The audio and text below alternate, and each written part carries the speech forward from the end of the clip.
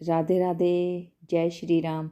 आज की वीडियो बहुत ही विशेष है क्योंकि आज की वीडियो में गीता के पहले अध्याय का महात्म्य बताया गया है। गीता हमारे हिंदू धर्म का सबसे पवित्र ग्रंथ माना जाता है। श्रीमद् भगवद गीता सुनना और पढ़ना बहुत ही फलदायी है। गीता के प्रत्येक अध्याय का सुनना बहुत ही बड़ा महत्व है। श्री पार्वती जी ने कहा, भगवान आप सब तत्वों के ज्ञाता हैं। आपकी कृपा से मुझे श्री विष्णु संबंधी नाना प्रकार के धर्म सुनने को मिले, जो समस्त लोक का उद्धार करने वाले हैं। देवादिदेव, अब मैं गीता का महात्म्य सुनना चाहती हूँ, जिसका श्रवण करने से श्री हरि की भक्ति बढ़ती है। श्री महादेव जी बोले, जिनका श्री विग्रह अलसी के फूल की भांति श्याम वर्ण का है, पक्षीराज गरुड़ ही जिनके वाहन हैं, जो अपनी महिमा से कभी च्युत नहीं होते तथा शेष नाग की सैया पर शयन करते हैं, उस भगवान महाविष्णु की हम उपासना करते हैं। एक समय की बात है, मयूर दैत्य के नासक भगवान विष्णु शेष नाग के रमणीय आसन पर सुखपूर्वक विराजमान थे। उस समय समस्त लोगों को आनंद देने वाली भगवती लक्ष्मी ने आदरपूर्वक प्रसन्न किया। श्री महालक्ष्मी ने पूछा, भगवान आप संपूर्ण जगत का पालन करते हुए भी अपने ऐश्वर्य के प्रति उदासीन से होकर जो इस क्षीर सागर में नींद ले रहे हैं, उसका क्या कारण है? श्री भगवान बोले, सुमुखी, मैं नींद नहीं लेता हूँ, अपितु तत्व का अनुसरण करने वाली अंतर्दृष्टि के द्वारा अपने ही माहेश्वर स्वरूप का साक्षात्कार कर रहा हूँ। यह वही तेज है जिसका योगी पुरुष कुशागर बुद्धि के द्वारा अपने अंतकरण में दर्शन करते हैं तथा जिसे मीमांसक विद्वान वेदों का सार तत्व निश्चित करते हैं। वह महाईश्वर तेज एक अजर प्रकाश स्वरूप आत्म रूप रोग शोक से रहित अखंड आनंद का पुंज निष्पंद तथा दैत्य रहित है। इस जगत का जीवन उसी के अधीन है, उसी का अनुभव करता हूँ। देवेश्वरी, यही कारण है कि तुम्हें नींद लेता सा प्रतीत हो रहा हूँ। श्री महालक्ष्मी ने कहा, अंतर्यामी, आप ही योगी पुरुषों के ध्येय हैं। आपके अतिरिक्त भी कोई ध्यान करने योग्य तत्व है? यह जानकर मुझे बड़ा कौतूहल हो रहा है। इस चराचर जगत की सृष्टि और संहार करने वाले समय आप ही हैं। आप सर्वसमर्थ हैं। इस प्रकार की स्थिति में होकर भी यदि आप उस परम तत्व से भिन्न है तो मुझे उसका बोध कराइए। श्री भगवान बोले, प्रिय, आत्मा का स्वरूप दैत्य और अदैत्य से पृथक, भाव और अभाव से मुक्त तथा आदि और अंत से रहित है। शुद्ध ज्ञान के प्रकाश से उपलब्ध होने वाला तथा परम आनंद स्वरूप होने के कारण एकमात्र सुंदर है। वही मेरा ऐश्वर्य स्वरूप है। आत्मा का एक तत्व ही सबके द्वारा जानने योग्य है। गीता शास्त्र में इसी का प्रतिपादन हुआ है। अमित तेजस्वी भगवान विष्णु के ये वचन सुनकर लक्ष्मी देवी ने शंका उपस्थित करते हुए कहा, भगवान, यदि आपका स्वरूप समय परम आनंदमय और मन वाणी की पहुँच से बाहर है तो गीता कैसे उसका बोध कराती है? मेरे इस संदेह का निवारण कीजिए। श्री भगवान बोले, सुंदरी सुनो, मैं गीता में अपनी स्थिति का वर्णन करता हूँ।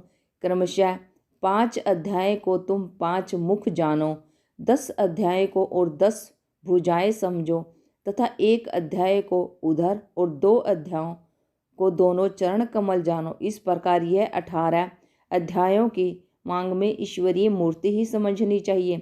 यह ज्ञान मात्र से ही महान पातकों का नाश करने वाली है।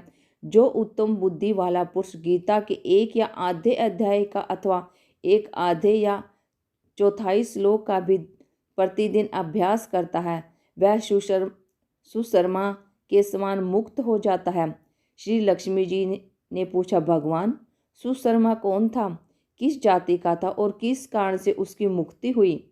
श्री भगवान बोले, प्रिय, सुशर्मा बड़ी खोटी बुद्धि का मनुष्य था और पापियों का तो वो शिरोमणि ही था। उसका जन्म वैदिक ज्ञान से शून्य और क्रूरतापूर्ण कर्म करने वाले ब्राह्मणों के कुल में हुआ था। वह न ध्यान करता था, न जप, न होम करता था, न अतिथियों का सत्कार। वह मूढ़ होने के कारण सदा विषयों के सेवन में ही लगा रहता था। हल जोतता और पत्ते बेचकर जीविका चलाता था।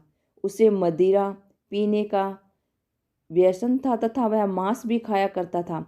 इस प्रकार उसने अपने जीवन का दीर्घ काल व्यतीत कर दिया। एक दिन मूढ़ बुद्धि सुशर्मा पत्ते लाने के लिए किसी ऋषि की वाटिका में घूम रहा था। उसी बीच में काल रूपधारी काले सांप ने उसे डस लिया। सुशर्मा की मृत्यु हो गई। तदंतर वह अनेक नरकों में जा वहाँ की यातनाएं भोग कर मृत्युलोक में लौट आया और वहाँ बोझा ढोने वाला बैल हुआ। उस समय किसी पंगु ने उसके अपने जीवन को आराम से व्यतीत करने के लिए उसे खरीद लिया। बैल ने अपनी पीठ पर पंगु का भार ढोते हुए बड़े कष्ट से 7-8 वर्ष बिताए। एक दिन पंगु ने किसी ऊंचे स्थान पर बहुत देर तक बड़ी तेजी से उसके साथ उस बैल को घुमाया। उसे वह थक कर बड़े वेग से पृथ्वी पर गिरा और मूर्छित हो गया। उस समय वहां कौतूहलवश आकृष्ट हो बहुत से लोग एकत्रित हो गए।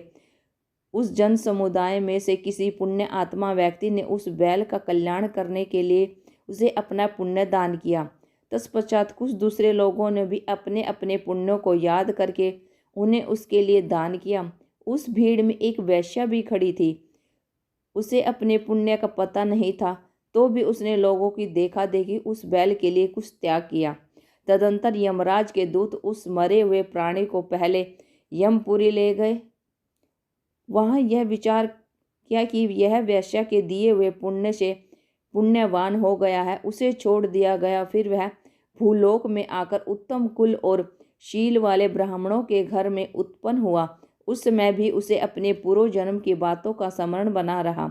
बहुत दिनों के बाद अपने अज्ञान को दूर करने वाले कल्याण तत्व का जिज्ञासु होकर वह उस वेश्या के पास गया और उसके दान की बात बतलाते हुए उसने पूछा, तुमने कौन सा पुण्य दान किया था? वेश्या ने उत्तर दिया, वह पिंजरे में बैठा हुआ तोता प्रतिदिन कुछ पढ़ता है, उससे मेरा अंतकरण पवित्र हो गया है। उसी का पुण्य मैंने तुम्हारे लिए दान किया था। इसके बाद उन दोनों ने तोते से पूछा। तब उस तोते ने अपने पूर्व जन्म का स्मरण करके प्राचीन इतिहास कहना आरंभ किया। तोता बोला, पुनर्जन्म में मैं विद्वान होकर भी विद्वता के अभिमान से मोहित रहता था। मेरा राग द्वेष इतना बढ़ गया था कि मैं गुणवान विद्वानों के प्रति भी ईर्ष्या भाव रखने लगा।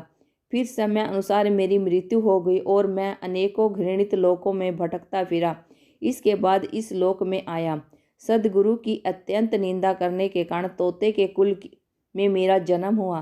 पापी होने के कारण छोटी अवस्था में ही मेरा माता पिता से वियोग हो गया। एक दिन मैं ग्रीष्म ऋतु में तपे मार्ग पर पड़ा था।